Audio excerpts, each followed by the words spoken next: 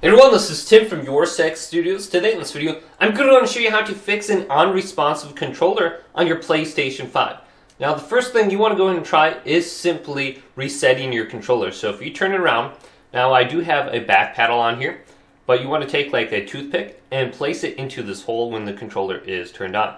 So if we hold this down, the controller will shut off and it's going to go ahead and reset. Then we can simply press the PlayStation button and then turn it back on. Now another thing that you want to do is completely forget this from your PlayStation 5. So using this controller, we're going to disconnect it now and delete it from our PlayStation. So let's go over to settings right here and select this and then go on down to where it says accessories.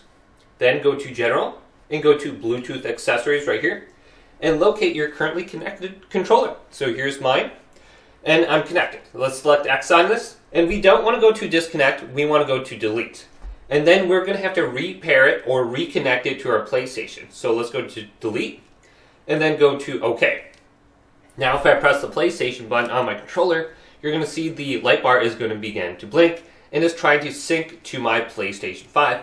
And I simply can't do that. It says connect this device using a USB cable. So let's go ahead and just reconnect it to my PlayStation. So I have the small USB cable for my GoPro I'm going to plug into the front and then plug the other end into my controller. And then I'm going to press the PlayStation button and turn on my controller and it should connect. So let's press this and it is now connected.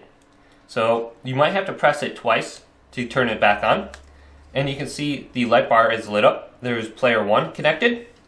And now my controller should be a little bit more responsive. Now another thing that you can do is hard reset your PlayStation 5. And sometimes this will help fix this issue.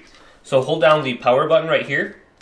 And you'll notice when your PlayStation 5 is turned on, this will automatically turn it off. So this light should be completely turned off.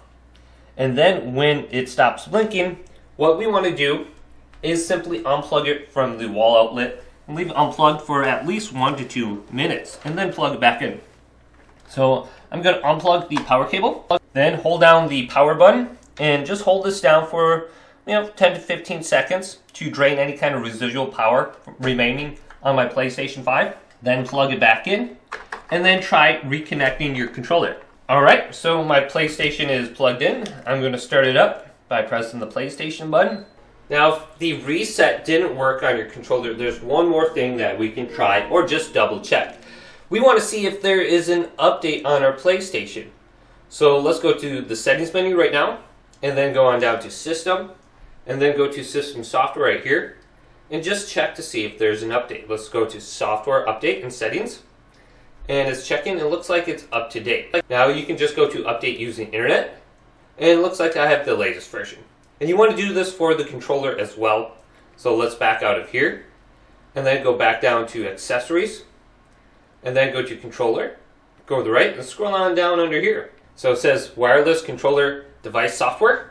And it looks like it's up to date as well. So hopefully this video did indeed help you out. If it did, leave it a big thumbs up. And subscribe to my channel down below for more tech up videos coming up next on Your Six Studios.